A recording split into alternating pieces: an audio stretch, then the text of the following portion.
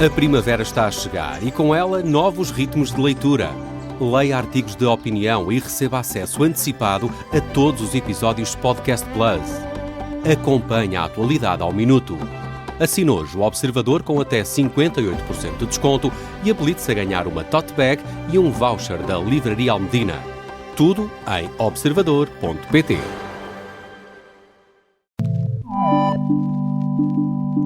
Quando falo, descubro mais sobre mim e quando escuto, compreendo mais os outros.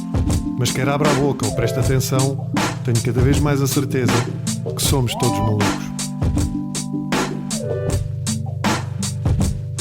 Olá a todos, sejam bem-vindos a mais uma semana de Somos Todos Malucos. Este podcast, que é um podcast Observador, está em todas as plataformas do Observador, bem como no iTunes, Spotify, YouTube. Venham aqui ao YouTube assistir ao vídeo, à conversa, deixem os vossos comentários, ativem também as notificações e partilhem. Partilhem as conversas. Se vocês estão a ouvir aqui um tema e que dizem, epá, tenho um amigo meu que isto é capaz de ser bom para ele. Enviem-lhe a conversa. Já houve muita gente que, olha, começou a ser seguido ou procurou ajuda num psicólogo ou um psiquiatra ou quis saber mais sobre determinados temas através das várias conversas que passaram por aqui. E graças também a muitos convidados que passam por aqui várias vezes, que é o caso do convidado de hoje. O que é que nós vamos falar hoje? A solidão. E o que é esta história da solidão? Porque é que grande parte das pessoas não consegue viver em solidão e outras nem sequer conseguem falar sobre ela? É um tema que está cada vez mais presente, curiosamente, num mundo cada vez mais global, não é? E está presente na vida de todos e ao mesmo tempo tem sido tantas vezes ignorado. Para falar sobre este tema, o meu caro amigo, o Dr. João Carlos Melo. Muito obrigado, João, mais uma vez. Obrigado Nesta nova casa, tu já visitaste as casas todas. Já visitei várias casas. Tu estiveste em todos os estúdios onde eu gravei. Não desfazendo nas outras, é assim que se costuma dizer. Esta é muito agradável. Nomeadamente em relação a pessoas, mas em relação ao espaço isto é muito agradável. É um espaço muito agradável, é verdade. Este tema da solidão, foi um tema que tu até sugeriste, porque eu estava a falar contigo no outro dia e estava a dizer, pá, gostava, o que é que achas que nós poderíamos falar? E tu abordaste este tema, porque é um tema sobre o qual tu também já escreveste num dos teus livros. Este é de que ano? É mais 2022. Que se chama Uma Luz na Noite Escura, um livro sobre a solidão e a capacidade de estar só. Porque a solidão tem estas faces todas, desde algo que pode ser positivo, algo que pode ser vivido de forma muito dolorosa, algo que pode ser mau. Eu acho que nós podíamos, se calhar, começar por partir do que é a solidão.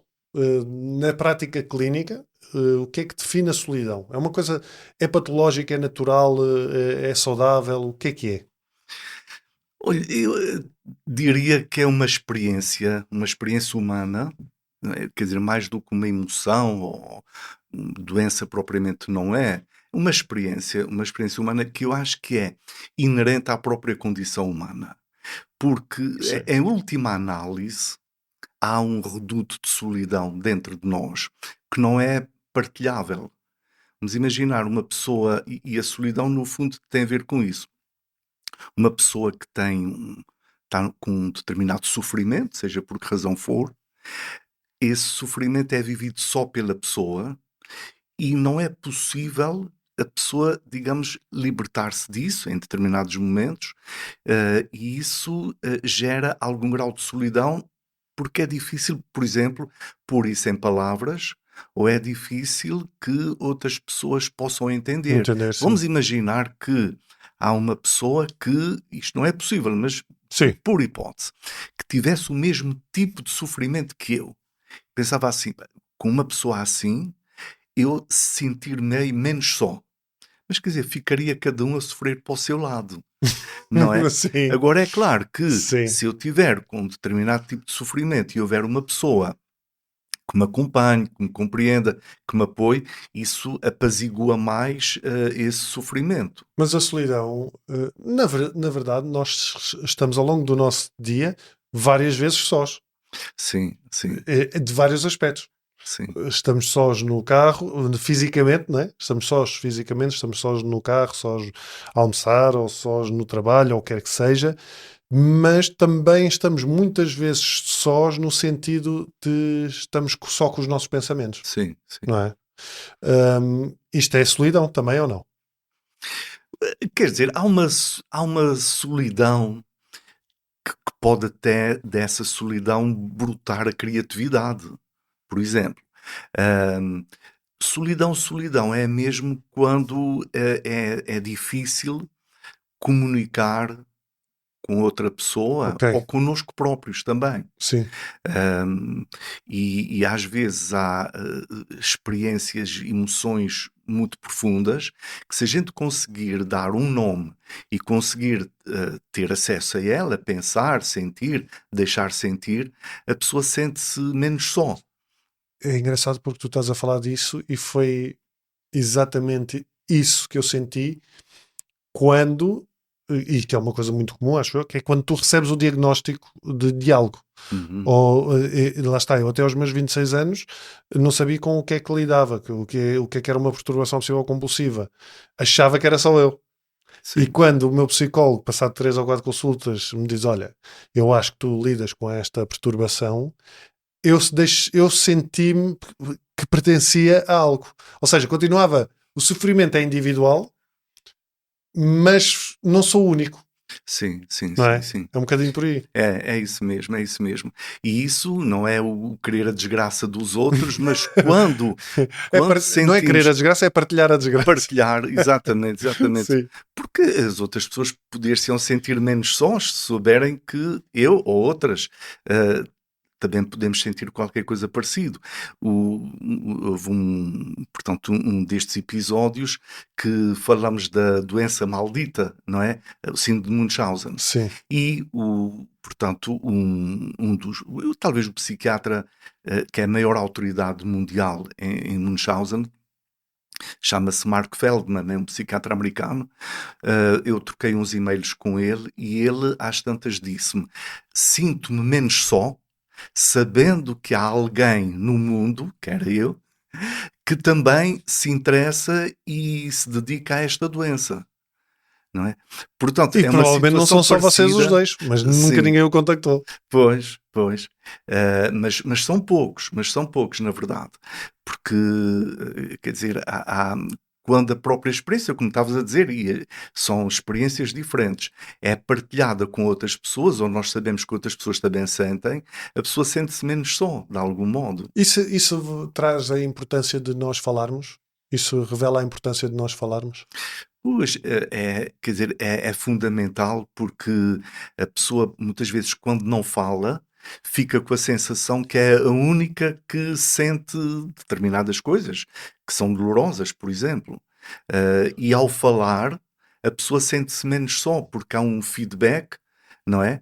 E há outra coisa que também é muito importante, que é, ahm, quando uma pessoa desabafa com a outra, a pessoa sente-se mais leve e a outra, eventualmente, mais pesada, se assim se pode dizer. Hum, Porquê? A pessoa está a transmitir qualquer coisa à outra, palavras, vá sim. lá. Às vezes há pessoas que me dizem assim, mas não percebo como é que tu aguentas estar a ouvir todos os dias desgraças e não sei o quê.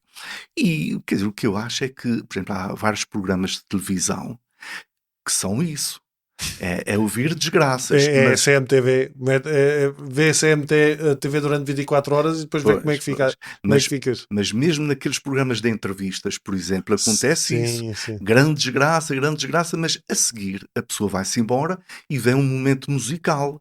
E depois vem outra coisa, não é? E, Sim. portanto, a questão não é ouvir as coisas que as pessoas têm para dizer, é que as palavras que as pessoas transmitem vêm, digamos assim, envolvidas em emoções. E essas emoções é que passam para a outra pessoa. E por isso a pessoa fica mais leve. Então a gente, enfim, elabora essas emoções e a Mas outra porquê é que pessoa. nós, enquanto seres humanos, temos dificuldade a entender que não somos os únicos a sentir algo? Claro que a experiência é sempre nossa, não é? E é Uhum, sempre uma experiência solitária. Mas, por exemplo, hum, quando eu faço quando faço as minhas partilhas, há sempre alguém que diz, achava que era só eu. Hum. Tal como eu, em algum momento da minha vida, também achei que era só eu. Mas porquê é que nós, enquanto seres humanos, não conseguimos entender que é virtualmente impossível sermos os únicos a lidar com essa situação? Porque nós somos 8 bilhões de pessoas, 8 bilhões de cérebros, com 300 mil anos de história, com já não sei quantos bilhões de pessoas passaram por aqui. É virtualmente impossível nós sermos os primeiros a viver aquela situação. Pois, mas cá está, a pessoa muitas vezes, sobretudo quando se refere a problemas, a pessoa está muito virada para si própria e pensa que mais ninguém sente, ou pelo menos não é da mesma maneira, ou que outras pessoas não compreendem. E pronto, nós vemos agora quer dizer, com as redes sociais, por exemplo, com a internet e com alguns programas, problemas, coisas estranhíssimas do ser humano, enfim, da mente humana, que a gente pensava que nem existiam. Sim. E a gente vê que há pessoas, pequenos grupinhos de pessoas por esse mundo fora, que sentem coisas desse tipo, não é? Sim. E portanto, a pessoa, ao não partilhar, nesse sentido, sente-se também mais só, porque pensa que é a única. E nós estamos cada vez mais sós, ou não? O que é que tu achas da tua experiência enquanto profissional? Acho que num certo sentido, sim, porque comunicamos mais, não é? Temos vários meios de comunicar, mas aquilo que comunicamos não é tudo, é aquilo que a gente acha que as pessoas vão querer ver ou ouvir, e num certo sentido estamos mais sós porque não podemos partilhar algumas coisas que são mais difíceis. Porque Mas não podemos partilhar porquê? a gente pensa que as outras pessoas não têm paciência nem tempo para ouvir, por exemplo. Mas acho que há uma lógica, pelo menos eu às vezes procuro pensar, que se fosse eu, imagina que alguém quer partilhar, se alguém me dissesse isso, olha, não te contei isto porque eu achava que tu não ias ter paciência. Geralmente a atitude dessa pessoa, neste caso eu seria, epá, isso é uma parvoíce, podes contar as coisas. E se calhar nós devíamos tentar lembrar-nos um bocadinho mais disto quando queremos partilhar algo. Pois, está bem visto, mas porquê é que a pessoa te foi dizer isso? É porque sentiu uma receptividade qualquer em ti. Ok, Não disse à primeira, mas sentiu alguma receptividade. Assim, "Pá, posso confiar sim. neste indivíduo", e pronto, depois partilha. E essas ligações são as ligações que existem cada vez menos, é isso? Essas Sim, ligações, ou seja, se tu comunicas cada vez mais de forma digital e sim, WhatsApps e videochamadas, não sei o quê, e não é no cara a cara, ou beber um café ou convívio, se calhar também dificulta que a pessoa que está a sentir-se só encontre receptividade do outro lado. é Faz verdade. sentido? Sim, é É. isso mesmo. E há, segundo eu entendi, aliás, eu tinha aqui essa Uhum. referência, há aqui um estudo do Survey Center on American Life, revelou que 15% dos homens dizem não ter amigos próximos, o que representa um aumento de 12% em relação a 1990. E um relatório da Equimundo em 2023 reforçou esta ideia que 2/3 dos homens entre os 18 e os 23 dizem que ninguém os conhece verdadeiramente. Isto em relação aos homens, porque parece que a solidão masculina começa a ser um problema, ou não? Eu acho que sim. Os homens permitem-se mais, penso eu, o direito de desabafarem, mostrarem a sua fragilidade, o seu desamparo, e isso é qualquer coisa que está muito enraizado.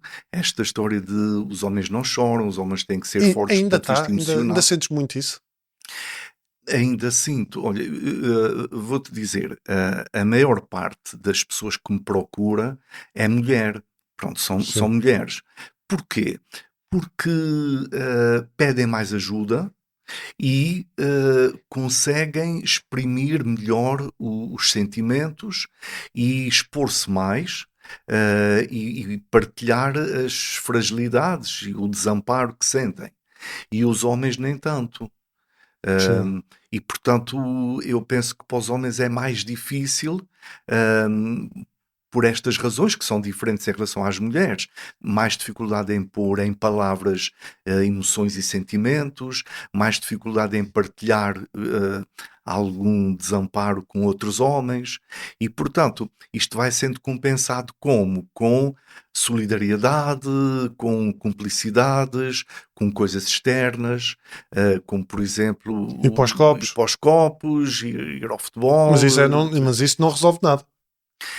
Quer dizer, ajuda, mas aquilo que ajudaria mais ainda era começarem a partilhar mais o que sentem sem medo. Mas isto é como tu disseste há bocado, é que eu penso que não, é melhor não dizer nada porque não sei quem vai achar mal. Mas se calhar se todos estiverem nesta onda, é preciso o primeiro começar. Por exemplo, sabes o que é que me estou a lembrar agora? Aquele podcast que vocês têm, tu, o Borges e o... Homens de uma certa idade. Homens de uma certa idade. E, portanto, quer dizer,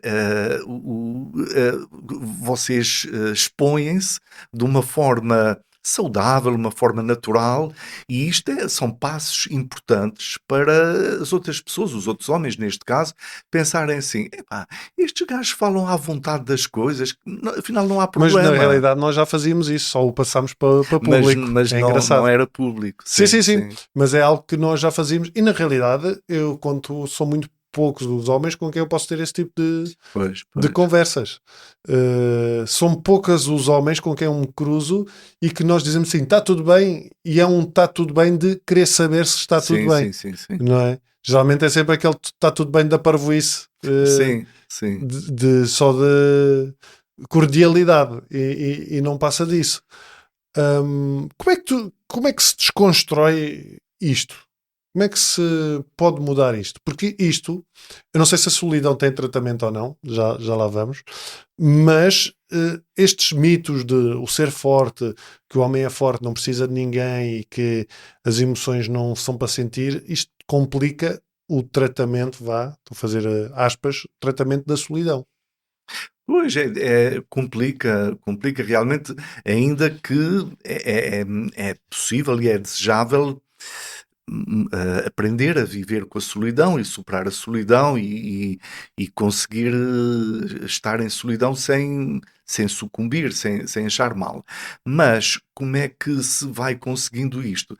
Quer dizer, olha, quem tem a possibilidade de, como foi o caso que eu disse, do vosso podcast, de ir partilhando publicamente experiências, Sim. isso ajuda. Mas, como em relação a muitas outras coisas, o que é constitui a mudança mais de fundo? É em casa. É em casa. É os miúdos e as miúdas verem que o pai, estamos a falar de homens neste caso, Sim. não é? Que o pai tem momentos em que está triste ou choramingou por qualquer coisa. Isto é um bocadinho delicado, porque não tem a ver só com os pais, mas com as mães também, neste caso. Os miúdos, quando são pequeninos, precisam de sentir que os pais são fortes. Okay. E se veem o pai ou a mãe a chorar, ficam aflitos.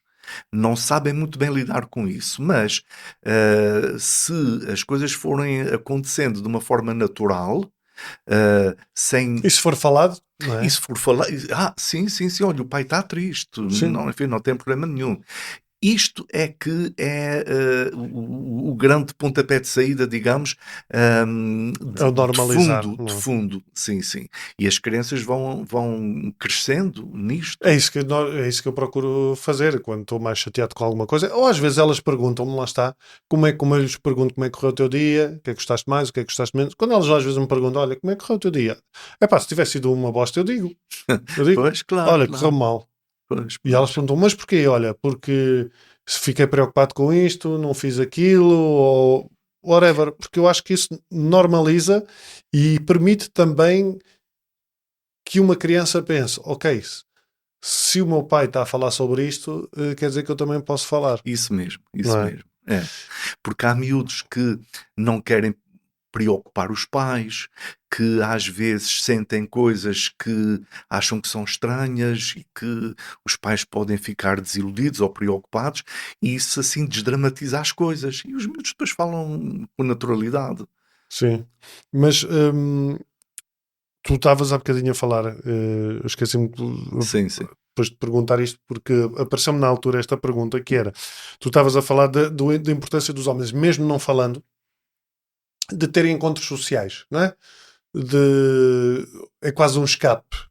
Mas todos nós sabemos que uma pessoa pode ser socialmente ativa, no sentido de andar em festas e ter muitos amigos, não sei o quê, e ser uma pessoa solitária. Sim, sim. Não é? Porque uma coisa não resolve a outra. Uma coisa não resolve a outra, porque, quer dizer, basta, é uma maneira de dizer, porque não digo que seja fácil, ter alguns skills sociais, não é? Para, enfim, fazer uma conversa, estar em sociedade, estar num grupo de amigos e, pronto, aparentemente há ali uma comunicação e uma à vontade com as outras pessoas. Mas isso não quer dizer que interiormente a pessoa não se sinta só, às vezes. Porque há aqui, já agora, duas coisas que eu acho que é importante a gente diferenciar. Uma é a pessoa estar só, isto é, isolada, sozinha, não é? E outra coisa é a solidão. A solidão a pessoa pode sentir mesmo rodeada de muitas outras pessoas. Sim. É quando a pessoa não consegue partilhar, nem consigo, nem com os outros, aquilo que vai dentro de si. Ok, sim. Ou seja, o estar só é uma decisão consciente. Sim, sim. E benéfica? É benéfica na medida em que, enfim, permite que em todos os momentos em que estamos sozinhos possamos estar à vontade connosco próprios, não é? Sim. E há pessoas que criam no meio da confusão, com brainstorming, etc, etc. Mas Há outras que criam no silêncio, não é? tem que ser no silêncio, tem que ser no silêncio. Vou dar um exemplo, que é um dos exemplos que dou ali no livro, dou muitos exemplos. O Georges Simenon, pronto, aquele escritor do Inspetor Maigret, Sim. enfim. O homem escreveu mais de 500 obras. Quase tantas como tu, hein? Aí, traduzidas para 50 línguas, uma coisa realmente impressionante. E o que é que ele fazia? Ele escrevia rapidamente, depois a gente fica na dúvida se isto é tudo verdade ou não, Sim. mas, segundo dizem, escrevia muito rapidamente, era capaz de escrever um livro em 11 dias, diz que perdia 1,5 litro de suor em cada livro, estava ali. Só que o homem, já agora um parêntese, o homem, a vida dele não era só escrever. E uma das coisas que dizem dele é que ele próprio, melhor dizendo, que já tinha tido sexo com 10.000 mulheres. E a segunda das legítimas, uma vez disse assim: pá, ele é um exagerado, não deve ter passado de 1.200. Vá lá. Mas pronto, ele precisava de silêncio absoluto. Quem diz ele, diz outro. Ou seja, era um tipo ativo socialmente. Exato. Se calhar gostava de festas e copos e não sei o quê, Sim. mas para criar tinha que estar só. Completamente só. Pronto, e há outros casos de pessoas... Mas ainda hoje em dia é engraçado, porque o estar só ainda é visto como uma coisa má. Quando é numa perspectiva consciente, não de solidão. Sim. Como, por exemplo, às vezes convidam-me, vamos jantar todos, e eu digo, não quero. Mas porquê? Porque quero estar em casa sossegado. Pois. Vão vocês todos e eu fico em casa. Apetece-me hoje ficar em casa sozinho, porque às vezes são amigos e a minha mulher e não sei o quê. Eu quero estar sozinho, apetece-me hoje, é daqueles dias que não apetece estar sozinho.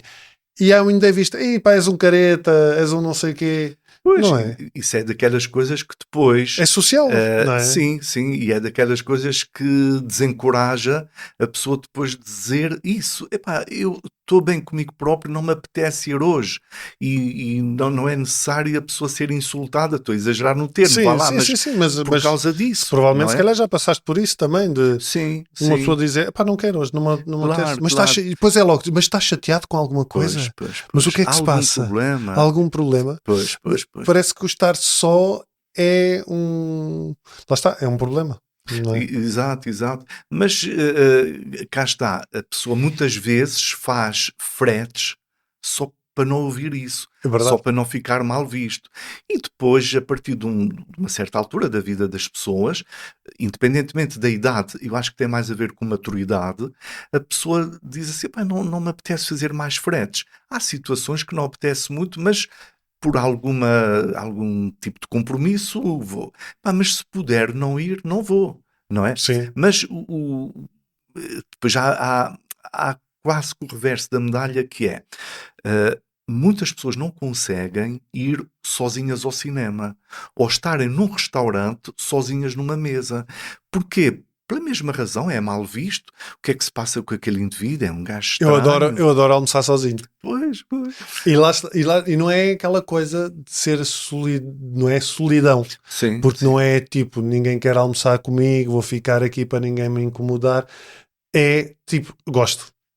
Pois. Gosto de estar a comer sozinho. É porque o problema da solidão e aquilo que faz com que muitas pessoas não consigam estar sozinhas é o não conseguirem estar consigo próprias. Porquê? Porque se estão sozinhas, vêm depois, Pois sozinhas porque e em silêncio, por exemplo, vem muita coisa, não é? vem muita coisa. E, portanto, se a pessoa souber lidar com essa coisa que vem, a pessoa consegue melhor estar consigo própria. O que é que são essas coisas que vêm? Não é nada de especial.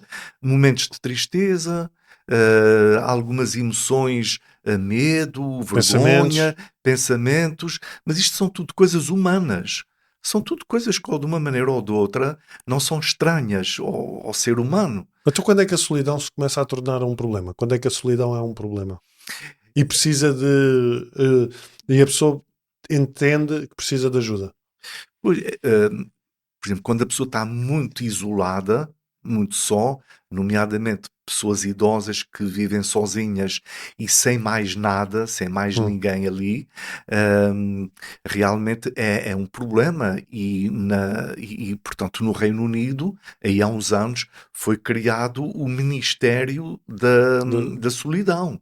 Precisamente por causa disso, para fazer face a situações de grande solidão. Mas essa solidão é uma solidão mais física. É uma solidão mais física, Não é? solidão mais física. Depois, como é que se manifesta a outra? Mais emocional. Mais sim. emocional. É quando a pessoa está em fugas para a frente, quando a pessoa não consegue estar consigo própria e, em última análise, digamos assim, a própria solidão, não sendo uma doença, mas pode provocar doenças. Como? Enfim, isto é um clichê, mas é um facto. O ser humano é um animal social. Isto quer dizer, se nós não fizermos exercício físico, os músculos vão atrofiando. Somos um animal social no sentido em que há configurações de circuitos no cérebro que se desenvolvem através da relação com as outras pessoas. E sem a relação com as outras pessoas não se pode dizer atrofiando, mas entre aspas, digamos perdes assim. as capacidades sociais. A pessoa vai perdendo assim, algumas capacidades sociais. E depois o que é que acontece? Como as coisas estão todas ligadas, e isso depois tem influência, nomeadamente no sistema hormonal e sobretudo no sistema imunitário. E está bem experimentado e bem documentado que a solidão pode provocar alterações no sistema imunitário ao ponto da pessoa depois poder ter doenças. Sim. E há situações que nós, enfim, todos já ouvimos, por exemplo, de casais que viveram juntos 60 anos, por exemplo, e depois um morre, o outro está completamente saudável, mas vai a seguir, vai definhando, desiste, desinveste da vida, já não faz sentido e pronto, e a pessoa vai definhando. Não se pode dizer que a pessoa procurou a morte, mas desinvestiu da vida, digamos assim. Sim. Portanto, a solidão pode afetar a saúde, não é? E pode levar até à morte. Pois, Vou dar só um exemplo que aconteceu na altura da Segunda Guerra Mundial. Foi um psiquiatra chamado René Spitz que estudou isso. portanto, em orfanatos, portanto, bebés e crianças que ficaram órfãos. Os pais tinham morrido na guerra ou foram separados. Sim. E, portanto, havia crianças que, pelos lindos olhos delas, seja pelo que for, foram acolhidas mais pessoalmente por alguns dos técnicos que trabalhavam lá. E mais cuidados em termos personalizados. E outras não, eram tratadas, enfim, davam-lhes de comer, de dormir Sim. e tudo isso, mas não havia o Um contacto carinho. físico, o carinho, o tratamento personalizado. E o que é que aconteceu? Deprimiam crianças, 2 anos, 3 anos, deprimiam, ficavam deprimidas, uma depressão diferente da depressão dos adultos. Ele chamou depressão anaclítica, não é? An quer dizer ausência, clíse quer dizer cama ou Sim. de clínica, não é? Sim. As palavras vêm daí. E pronto, é uma depressão por falta de apoio. Sim. Que a gente vê hoje em dia, continua a ver-se em adultos, por exemplo, pessoas com perturbação borderline. Têm depressões desse tipo. Porque são abandonadas pelos outros. Exatamente. E, portanto, tendo um apoio, uma conversa, uma solidariedade, um carinho, e a pessoa arrebita, ao contrário das outras depressões mais graves. Algumas dessas crianças, dos tais orfanatos, ficaram assim deprimidas e outras morreram de inanição. Portanto, foram deixando de comer e morreram. Num certo sentido, isto era solidão, não é? Sim. Realmente. Isto são casos E extremos. na realidade, sim, mas lá está, é aquela questão de quantas pessoas nós conhecemos que vivem em sociedade, mas na realidade estão sós. Sim. Não é? Porque a solidão muitas vezes, lá está, muitas vezes não é física, Pois. não é? Sim. Olha, enfim. Pode ser também, como é óbvio, mas muitas vezes não é física. Exatamente. Olha, um dos exemplos que dou aí no livro é do Jean, não me lembro do nome do homem, ele era diretor da revista Elle, francesa. Teve um AVC gravíssimo e ficou com locked-in syndrome, que é o quê? A pessoa fica completamente paralisada. No caso dele, ficou uma pálpebra a mexer. Mais nada. Zero. Deu origem a um filme e um livro sobre a experiência dele, que se chama O Escafandro e a Borboleta. É um livro conhecido. E, portanto, a gente imagina o que é esta solidão que é. Ele tiveram que suturar um olho, porque como estava aberto, sem mexer, podia infectar e ir para o corpo todo. E ele não podia comunicar com ninguém, mas ele dizia para ele: não cousam o olho que mexe, não cousam o olho que mexe. Felizmente não cozeram. Com esse olho que mexia, ele ditou o livro O Escafandro e a Borboleta. É uma coisa extraordinária. Ele ficou menos só quando foi capaz de fazer isto. Isso é como as pessoas que infelizmente sofrem, por exemplo, de esclerose lateral amiotrófica. Sim, exatamente. Não. Já agora, para não estar sempre a fazer publicidade, Não. mas são exemplos paradigmáticos de indivíduos que estiveram muito sós. O Michael Collins foi o terceiro astronauta quando o homem foi à Lua pela primeira vez. Foram 3 por aí acima, mas só 2 é que foram à Lua. O Armstrong, primeiro passo para a humanidade e tal. Depois o Buzz Aldrin, Sim. Buzz Lightyear, inspiraram-se nele, que quando a gente mete no YouTube, vê o homem na Lua aos saltos, é ele. E o outro Michael Collins, ficou à volta da Lua, em órbita, enquanto eles estavam lá. E depois tinha de ir buscá-los. E havia 2 condições necessárias. Eles tinham que levantar da Lua. Se não levantassem, ficavam na Lua para sempre. E se levantavam, acoplavam e vinham para a Terra. Se levantasse e não acoplasse, ia para o espaço para sempre. O Kennedy tinha, já não me lembro se era o Nixon na altura, bem, não me lembro, o Presidente dos Estados Unidos tinha um discurso preparado para o caso de não virem. virem. Não safarem. Tenho aqui um exemplo também do Genuíno Madruga. Mas sabes o que é que eu pensei que tu ias dizer? Esse que não pisou Sim, ficou na órbita, não é? Que depois apanhou sim, os outros sim, dois. Acaba por ser um caso de solidão. exatamente. Ele estava completamente só. Aquilo que vinha nos jornais foi o homem mais só do mundo desde De, du- Adão. Desde Adão. de duas maneiras. Nesse momento, só nesse momento, e só em tudo o que veio a seguir, porque todos os outros tornaram-se os famosos. Os famosos foram os outros. Ele não ficou, porque Exatamente. ele não pisou na Lua. Mas falaram disso a Sim. ele e perguntaram, mas Como é que como é que sentia? você se sente com isso? Foi lá acima, fez isto tudo, o que é que tem a dizer sobre isto tudo? E ele respondeu, foi uma honra E agora ter resta feito saber isto. Sim, sim. Eu na depois cabeça fui dela o que é que ia. acompanhando, fui acompanhando até ele morrer, e o homem andou feliz o resto da vida dele. Ao Sim. contrário dos outros, não quer dizer que seja por causa disso. Enfim, há assim muitos fatores. Já agora Ias partilhar a outra história, sim. a outra história é do Genuíno Madruga, que é um senhor que quando forem ao Faial, à Horta, há lá um restaurante que se chama o Genuíno, Acho que que é não sei se dele. já fui lá. É capaz. Foi o velejador, não. Isso mesmo, isso mesmo. Ele deu 2 voltas ao mundo Exatamente. sozinho. E pronto, enfim, eu conto a história Mas dele isso aí. é uma solidão. Lá está, isso é estar só. Mas eu perguntei a ele, mas não se sentiu sozinho no mar? Aqueles dias todos, aquelas tempestades, sozinho no mar? E ele respondeu assim, nessas alturas não se pode pensar nisso. A gente tem um objetivo, temos esse objetivo em mente e temos que perseguir esse objetivo até ao fim.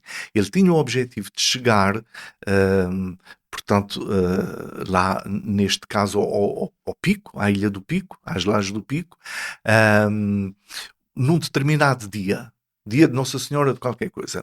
E ele passou numa das ilhas do Pacífico. Ele disse que tinha a certeza absoluta, se ficasse nessa ilha até ao fim da vida, que ia ser feliz. Como aquilo que a gente vê em alguns filmes. Mas tinha essa ideia, esse objetivo em mente. E é isso que a gente vê em muitas pessoas que não se sentem sós, não sucumbem perante a solidão, porque tem um objetivo. Tem um objetivo. Tem um objetivo, uma missão, um propósito. Olha, como é aqueles que sobem o Everest? Por exemplo. Ou que fazem outro tipo de provas sozinhos? Um dos capítulos é sobre o João Garcia. Sim. Porque... Perguntaram se ele lá em cima, quando ficou sozinho, e ele ficou sozinho um bocado, e por isso é que perdeu a ponta do nariz e dos dedos, se ele não se tinha sentido só. E ele respondeu que a solidão, não sentiu, a solidão foi depois de ter chegado cá abaixo. Pronto, é uma... Mas lá está, faz sentido a diferença entre o estar só, não é? E o que é essa solidão. Como é que uma pessoa aprende a estar só? Pois, ganha exatamente isso. A capacidade de estar só. É importante a pessoa, enfim, ou com uma psicoterapia, ou por... eu digo psicoterapia porque é um trabalho que se faz com outra pessoa. É preferível do que a pessoa fazer isso sozinha e é mais eficaz. Mas pode ser em relações interpessoais importantes. E, portanto, a partir daí a pessoa ir-se conhecendo, ir enfrentando o medo de se conhecer a si própria, as suas emoções, os seus medos.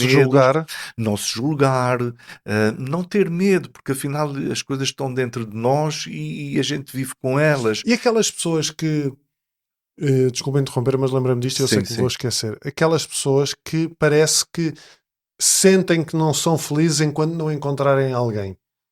Isso também não pode ser uma ideia errada, porque estão a colocar a felicidade em algo que não sabem que vai acontecer.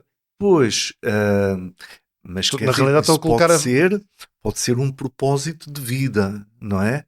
E a pessoa, enquanto está nessa busca, tem sempre alguma esperança. Mas o perigo... Mas pode ser uma esperança angustiosa, Sim, o angustiante. perigo, exatamente, o perigo ou a armadilha é quando e isso impede a pessoa de estar em contacto consigo própria, não é? E não vai vivendo a vida à procura de outra coisa fora de si. E pois é isso, estás a pôr o ónus da questão na outra pessoa e a responsabilidade na outra pessoa. Isso. Eu só vou ser feliz quando quando tiver mais alguém que me faça feliz. Exatamente. Mas essa pessoa, lá está, é outra pessoa. Os outros é que nos fazem felizes, mas nós temos que aprender a estar sozinhos, nem que seja em alguns momentos, nos momentos em que temos que estar sozinhos. Até diz muito aquela expressão de... Não é? Há muito aquela ideia de tu vais encontrar alguém quando não estiveres à procura. Pois. Nesse caso é quando não houver essa obsessão dessa Exato. busca, que é isto que vai salvar. Na realidade, o que esta frase... relaxa. Sim, o que esta frase diz, só vais encontrar alguém quando não estiveres à procura, na realidade, o que isto diz é quando tiveres a tranquilidade de estar só, não é? De estar contigo mesmo, as coisas acontecem naturalmente. Porque a pessoa depois está mais predisposta até, está mais receptiva e não está sob aquela pressão. Mas já agora, desculpa, só para acabar o raciocínio da bocadinho. Exato, era aí, porque dizer isso. A pessoa, enquanto adulta, pode ir fazendo isso, não é? Tentar, por si própria, através da ajuda de outras pessoas, conhecer-se suficientemente bem para não ter medo do que está dentro de si, não é? E a pessoa ir aprendendo a estar consigo própria, a estar sozinha. Mas, antes disso... como é que a pessoa ganha essa capacidade desde que nasce? É quando consegue estar sozinha na companhia de alguém. Há pais que não permitem que os filhos estejam sozinhos. Sempre acompanhados, sempre a estimular. Depois vão crescendo para o futebol, para o balé, para a música, para isso, não sei.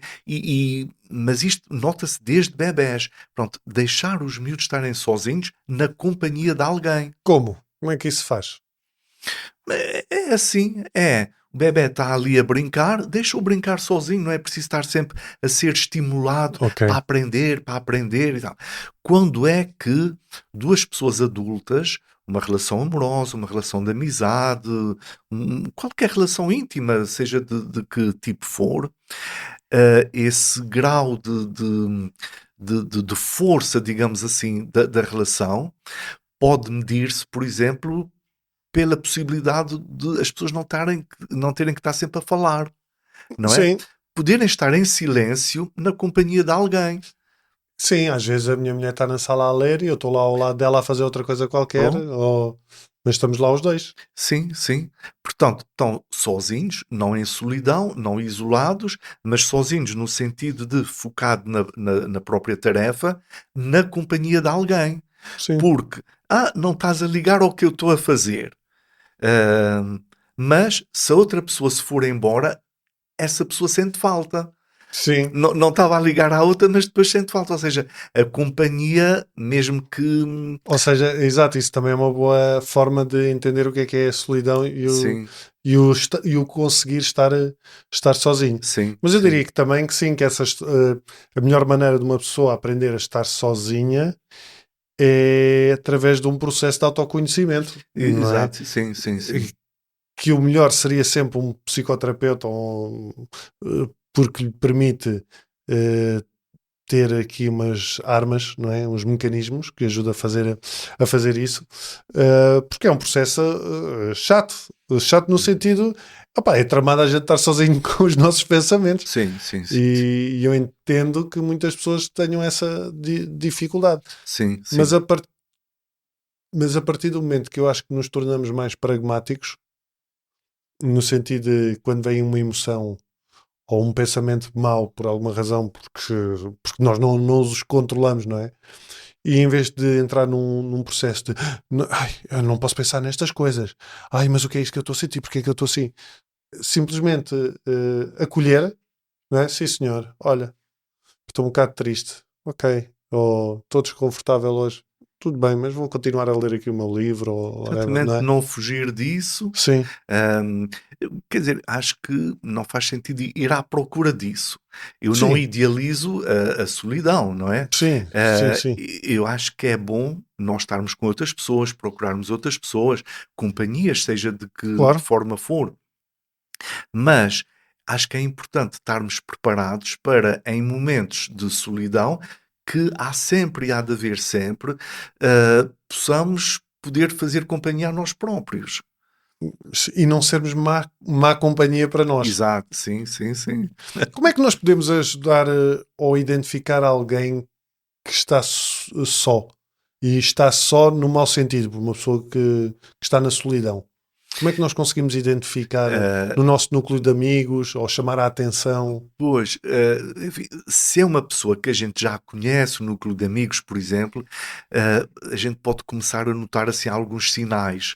Ahm, os olhos brilham menos, a pessoa fica mais calada, já não diz tantas piadas, não acha tanta piada a algumas coisas, não se entusiasma tanto com algumas coisas, vai se isolando, não é aquilo que disseste há bocado. Olha, hoje não me apetece, Sim, porque estou bem comigo, não é isso, é não, aos poucos ir-se fechando em si, ir-se afastando.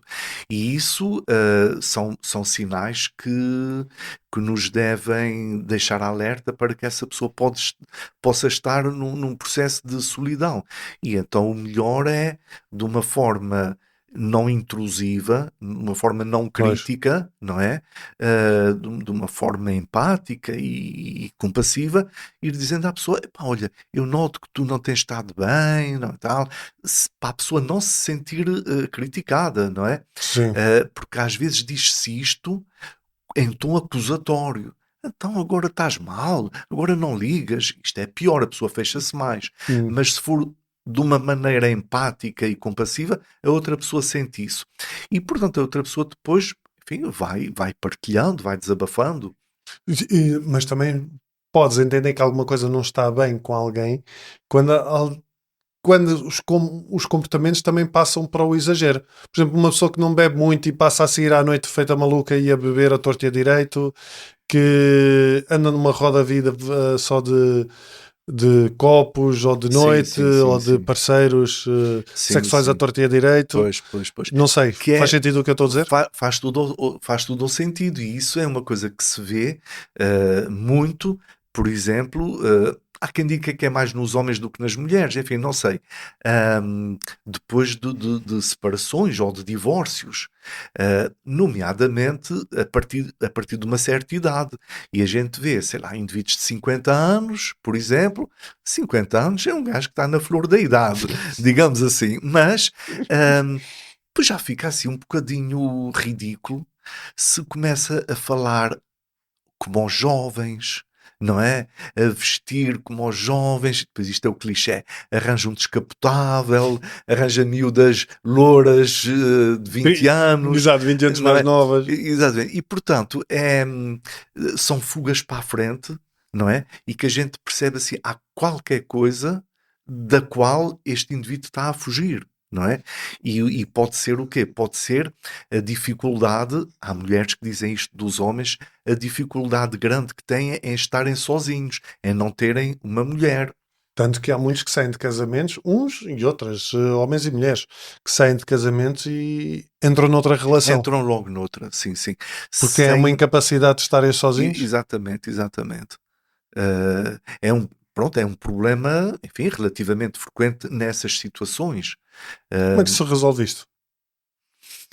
Quer dizer, se a pessoa tem amigos, não é? Os amigos podem ajudar, podem ser solidários, não é? Mas é sempre daquela maneira que eu disse e que tu também disseste, que é a pessoa conhecer-se melhor, porque se a pessoa já tiver feito, ou se, nunca é tarde, se puder fazer um trabalho com ajuda, eventualmente, um trabalho de conhecimento pessoal, não é? Hum. Aí a pessoa não tem que fugir. Como tu disseste, olha, estou triste, pronto, estou triste. Não há problema, não é agradável, mas estou triste. Pronto, e agora vou fazer outra coisa. A pessoa estar ocupada. E não ter medo de procurar ajuda. Acabamos Sem sempre por dúvida. bater Exatamente, na mesma exatamente. tecla, Sim, sim, sim. Isso é mas faz muito sentido, não fundamental. é? Sim, sim. E porque muitas vezes é essa ideia de que não posso estar a sentir isto, não posso estar a passar por isto, não posso, não é? Pá, e não faz sentido. Porque, Exato, exato. Sim, porque sim.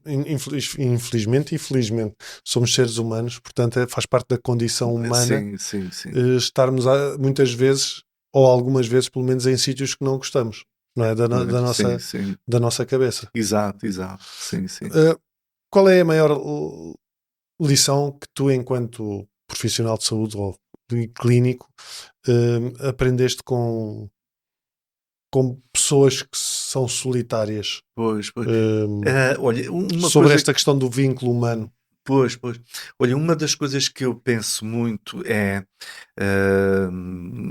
falaste enfim, quer dizer, no contexto clínico, alguns doentes meus, que têm um sofrimento atroz por muitas dificuldades na vida, por causa de sintomas, etc. E a capacidade que têm para aguentar as adversidades da vida, as contrariedades, a solidão, muitas vezes. E eu penso assim, um dia, se me acontecer alguma desgraça e me sentir assim muito mal, estas pessoas são uma inspiração. Doentes graves. Estou a falar assim de doentes graves. Depois, aquilo que a gente vê mais em termos clínicos ou de patologias ou de sintomas, tem a ver com essa questão que falaste do vínculo, não é? Sim, Da vinculação. Há duas tarefas do desenvolvimento, quando nós nascemos e sim. vamos crescendo, que são fundamentais. Um é adquirir a constância da outra pessoa dentro de nós e conseguir conceber, sentir a nossa constância dentro da outra pessoa. O que é que isto quer dizer? Exatamente. O que é que O que isso é quer que isto dizer? quer dizer? É assim, há pessoas de quem eu gosto muito, são muito importantes para mim e, mesmo não estando aqui ao pé de mim, agora, fazem-me companhia porque estão dentro do meu coração. Ok. E, portanto, isto faz-me sentir menos só. Esta capacidade há muitas pessoas que não têm. Por isso é que eu falei numa tarefa do desenvolvimento. E depois é como tudo, desde o 0 até ao 1, há muitas nuances, não é? Não é tudo ao 0 ao 1. A outra capacidade ainda é prévia em termos do desenvolvimento, que é uma pessoa que é muito importante para mim está longe de mim. E, portanto, há pessoas para quem isso é sentido como Um afastamento. uma ausência de outra pessoa, um afastamento. Mesmo que a pessoa racionalmente saiba que pode encontrar a outra, mas falta aquele sentimento profundo de eu tenho a garantia que ocupa um lugar importante no coração daquela pessoa. E, portanto, isto é qualquer coisa que é fundamental. Sim, mas, por exemplo, uma pessoa que não tem isso construído da sua infância, não é, do seu crescimento, como é que cultiva isso mais tarde? Não é possível conseguir isso sozinha. Pois. A gente precisa sempre dos outros. Não é, como tu disseste, a pessoa ficar obcecada, mas só é possível construir estas capacidades através da relação com outras pessoas, relações pessoais e relações psicoterapêuticas.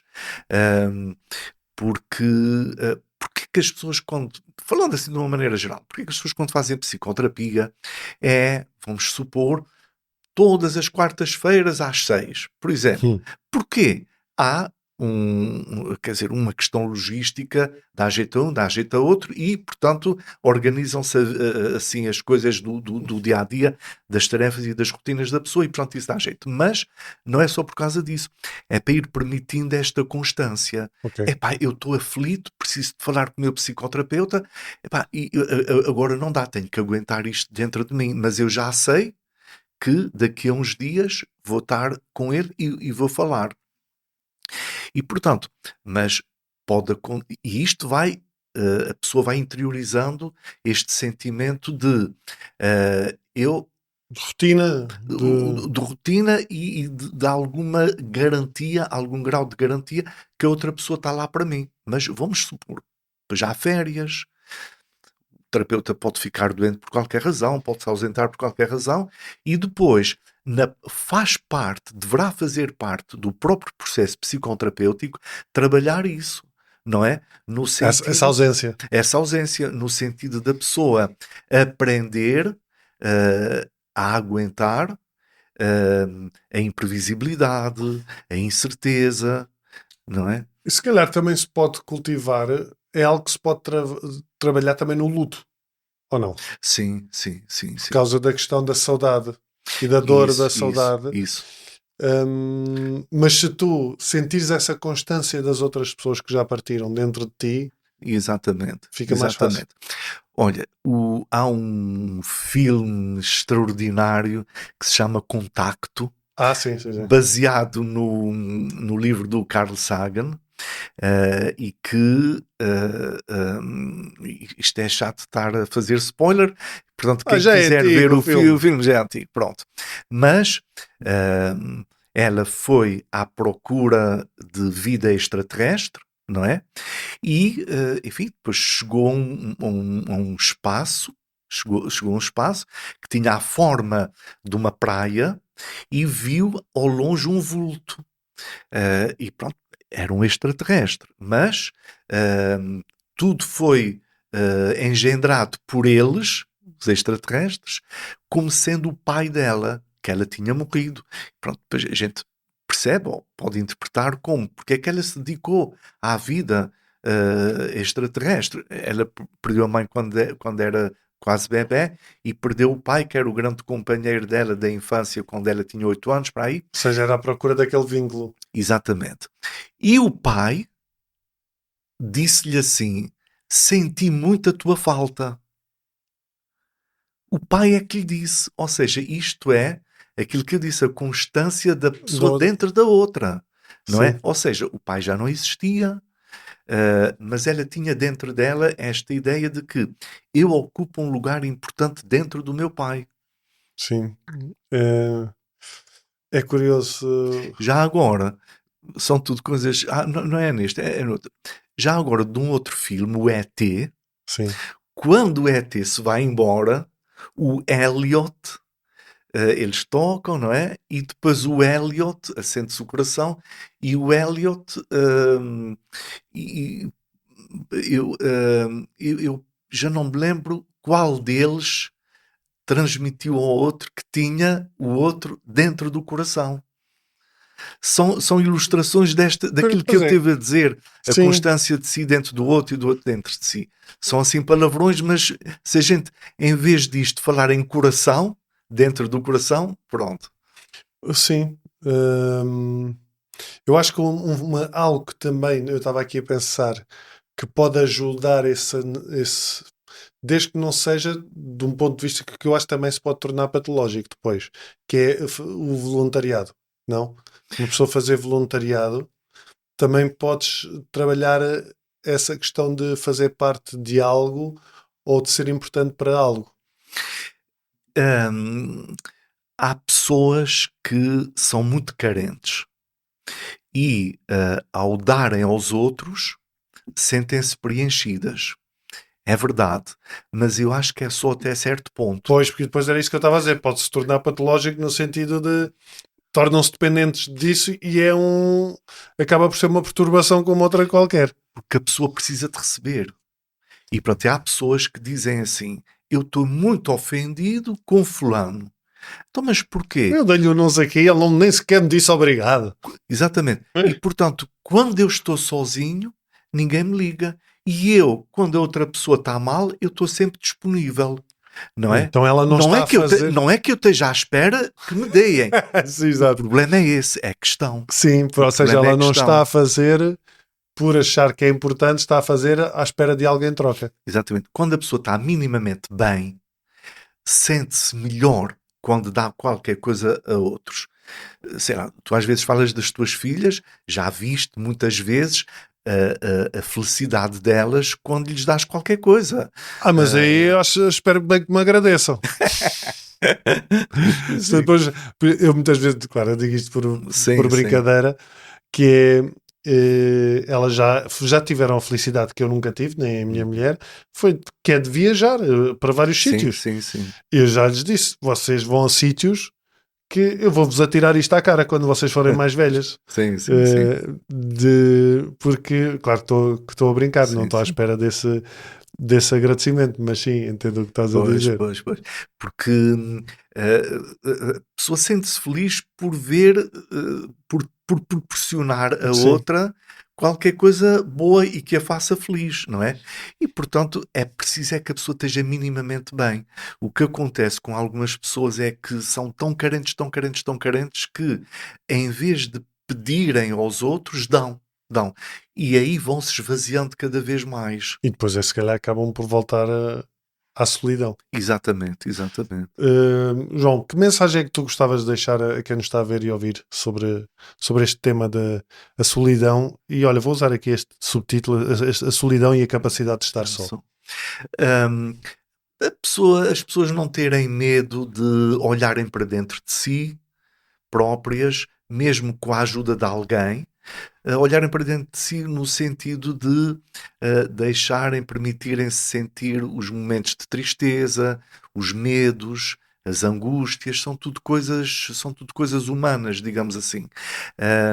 E isso é qualquer coisa que depois ajuda, quando estamos sós, não nos sentirmos tão sós, porque estamos na companhia de nós próprios. No dia-a-dia, em várias coisas do dia-a-dia, uma coisa muito importante é a pessoa ter um objetivo, um foco, um propósito, uma missão, o que quer que seja. Quando a pessoa luta por qualquer coisa, nunca está só. Nunca está só. É que foi exatamente segundo aqueles exames todos que tu deste. Exatamente. Sim. Olha, João, muito obrigado mais uma vez por estares aqui. Certamente voltarás para outro tema. Este é um dos livros. Quantos livros é que tu já tens? Vais lançar um, não é? Lá para maio? Lá para maio. Será o 8º. Sim. Este é uma luz na noite escura, a solidão e a capacidade de estar só. Exatamente sobre a solidão.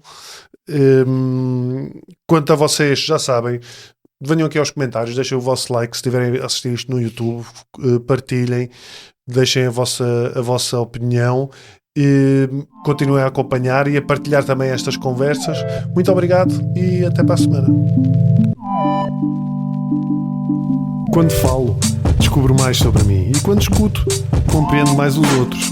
Mas quer abra a boca ou preste atenção, tenho cada vez mais a certeza que somos todos malucos.